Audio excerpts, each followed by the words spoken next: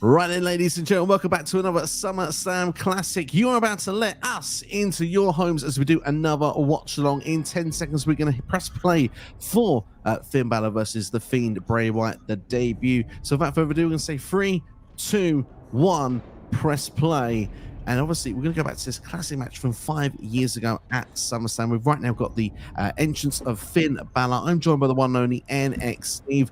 We've loaded up Peacock on the WWE Network. We invite everyone to join with us. Are you looking forward to watching back over the Fiend versus Bray Wyatt? Yeah, just because there's a lot of obviously stigma back in this time for Balor and for, well, not even really Balor, more for the Fiend, and it's going to be fun to just see a Bray Wyatt match, to be honest, and see what happens. Like, honestly, I can't remember off the top of my head what happens. We were saying just before we started recording that this is obviously Balor's rainbow season where he'd come out in different coloured gear every week: red, white, grey, black, red. So, do you know what I mean? I can appreciate that already from the off-start. Absolutely, yeah. I mean, obviously, Finn, going through, Finn's always fantastic in ring, but for me, obviously, the big buzz, of course, is to go back here and watch the debut entrance and everything about the Fiend Bray Wyatt. Of course, we miss Bray Wyatt greatly. It's been around a year at the point of the time of recording, but to go back and watch SummerSlam 2019 to see this classic match and where the debut of the Fiend happens is going to be electric. And obviously, at the time that we're doing this in 2024, there is speculation potentially we could get Uncle Howdy have his first in-ring match against Chad Gable next week at SummerSlam. Fingers crossed that does happen, but of course we are getting ready now for the magic entrance of one Bray Wyatt. As Balor there is putting up the two sweets there in the middle of the ring. Do you know what? I really do miss old Finn Balor. I like hearing his music again, and I'm like, I cannot wait for whatever happens with the Judgment Day and we get to hear that music again, because that music is so iconic for that entrance. It certainly is. Look at all the lights going out. My only issue with this, right, is I don't think a big enough deal was made out of this. Like, I think like they obviously did so much, but they could have done so much more, and they just didn't. And I think that's what irritates me from, obviously, because obviously Bray's not here anymore, and it's kind of like you want to just enjoy all of his moments. And like, don't get me wrong, he's got the spooky bollocks entrance, which we always love, but we was watching the video package, and it's like, I don't know, I just don't know. I feel like this could have been built up to be a lot bigger. Maybe I'm just being wrong about it. For me, I would look back at this and say this was building for since WrestleMania, and you can see the impacts we've already had on our screen currently with the Fiend debut already, with the change of the colouring here. But at the same time, obviously, Bray came back as like the Mr. Rogers Firefly Funhouse stuff straight after WrestleMania. That was building then with the Firefly Funhouse for about 2 to 3 months. We then eventually got to see the look of the Fiend and being teased for a while. And like we've seen a video package here just before coming on air, obviously how the target is Finn Balor, obviously. And Finn, there was a lot of history with Bray Wyatt, and this is why he wanted to introduce him to this reincarnation of the Bray Wyatt character, which, to be fair, the entrance is taking place now, and I've got to say, it just brings goosebumps and just coming back, and I love the music as well. Yeah, no, I totally agree. Maybe, do you know what it might be? I think it might be the opponent then that I'm getting wrong. Because, like, don't get me wrong, Finn obviously has wronged Bray in the past, but there's probably bigger people that you could have started with. Like, ultimately, we know John Cena would have been possibly the biggest one that they could have started with, because obviously their whole Firefly Funhouse match at WrestleMania, and the story that was told in that was just phenomenal. And I think, do you know what I mean? I think that's what I'm more than anything comparing it to. Yeah, absolutely. I mean, I think John Cena returned around 2020, not long before the pandemic. The match was set for WrestleMania, obviously the Firefly Funhouse. And I mean, just look at that there with the head there, the lantern there. I don't know, it's a lot more eerier than what we'd seen before from Bray at that point. Have you had a chance to watch the Bray Wyatt documentary at all yet? I have. Did you see what they were doing with the lantern, and it had robotic eyes in it that moved? Yeah. Oh, dude, would have been phenomenal. Would have been so freaky. Would have worked so well. I just love the music as well for this Bray character. This is probably my favourite of the entrance themes, if I'm being honest. Yeah. It just he never had bad music either. Like it always fit the character. Face as well, man. Just put perfectly together. Like, you remember seeing it the first time thinking, it's a bit eerie, especially for like a very PG WWE. Like, it's completely out of the normal. Some sort of horror movie to come in. Do you know what I mean? And Bray's creativity just shone through like that. Yeah, I mean the character itself. Like, you look at the pinstripe trousers, and you're kind of like, it's very almost like Beetlejuice. And you've got obviously the mask, the dreadlock hair, and then the leather jacket. It's just such a concoction of like different horror characters all piled into one. Yeah, absolutely. Look at Balor on the floor there, just a bit like, so what have I let myself in for? I've got to get in there. I've got to wrestle him. Weren't they supposed to be building towards the Demon Balor versus the Fiend? Rumors suggested it, and never materialized. I don't know for whatever reason that would have been. I know they tried doing Pumpkin Balor because he like but I think Bray got COVID, and they tried doing Orange Pumpkin Demon Balor versus Bray, and obviously that never happened. And we ended up getting AJ versus Balor, which was just as fantastic, to be honest. Yeah, I mean, that was in 2017. That's what I think a lot of this original storyline of why Bray's targeted Finn at this particular time. Why he's probably the perfect start as well. Just knocked him straight down just with his head there. Like, Bray, obviously, the character of the Eater of Worlds at that point, I think was, I don't know, probably disconnecting just with people a little bit at that point. Obviously, when he had become Sister Abigail himself, it felt a little bit. So, I don't know, it was just a bit of a unique period. But obviously, seeing Bray come back in this format, totally refreshed, totally ready to go again, and just something different to what we'd ever seen before, and something that only like a Bray Wyatt could come up with as well. I mean, just look at that there. There's the eerie sort of mind games there with the way he just leans in the corner, and Finn there pretty much. I mean, Wyatt wasn't the right choice, let's be honest. Sorry, I said against it. I was too mesmerized by like just watching it again. I'm just saying, judging by Finn's facials, he looked like he was bricking it. I felt Wyatt was the wrong choice. Yeah, definitely. But yeah, so yeah, dude, it's just mesmerizing, man. Like it's such like it just draws your attention in, and obviously, like you just go with, oh my god, yeah, I've got this. It just breaks his neck on a pay-per-view. Oh, it's so it's dumb, but it's so good. Yeah. But yeah, like you put it together with his tattoos and stuff as well. Like the character just has an aura about it. Like he is essentially what the Undertaker was back in the 90s. Yeah, absolutely. He sort of made this a whole new dimension of its own. Yeah. I think the sad part, obviously, I don't want to harp on the negatives, because obviously there are some negatives that come with the booking of the character. But if only the character could have been booked, say, like this, and in a different era, I suppose. And if we'd got to see Bray finish his story as well with the latest incarnation we'd had with Bray, with Uncle Howdy before his tragic passing, it just would have been fascinating to see what would have played out, because unfortunately in the Vince McMahon era of booking, it just couldn't be booked correctly, unfortunately, with losses to the likes of Goldberg, the Hell in a Cell match of Rollins. But this here was just amazing to see. But obviously Balor does get a little bit of offense in. There's a drop kick into the corner.